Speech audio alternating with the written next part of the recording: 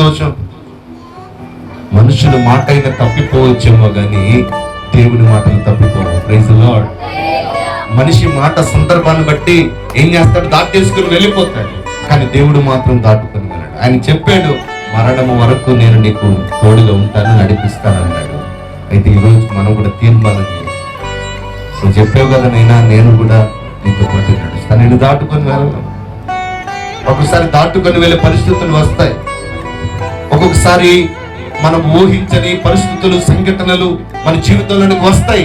వచ్చినప్పుడు మనం కూడా దాటుకొని ప్రభువుతో పాటు మనం అడుగులు వేయగలిగిన అనుభవంలోనికి, అలాంటి అనుభవంలోనికి వస్తే దేవుడు ఆశీర్వదిస్తాడు. అలాంటి అనుభవంలోనికి వస్తే దేవుడు సమాధానం ఇస్తాడు. అలాంటి అనుభవంలోనికి వస్తే నా దేవుడు ఆయన హృదయంలో ఉన్న విషయాలన్నీ కూడా మీ హృదయంలోనికి తెస్తాడు.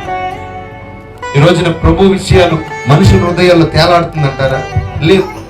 ఈ భూలోకముల విషయాలే మన హృదయాల్లో ఏలుబడి చేస్తున్నాయి. ఆమేన్, ఆమేన్, హల్లెలూయా.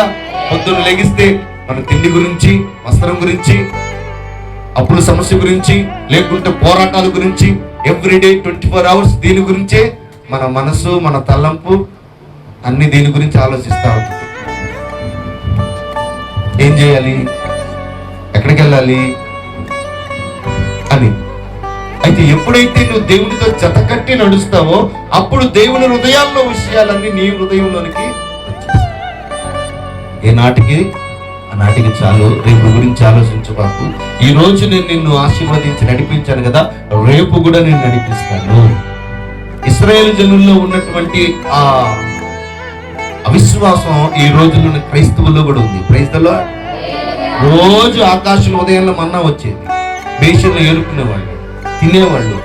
దాచిపెట్టుకోబాకండ్రా, మధ్యాహ్నానికి పొద్దునికి సాయంత్రం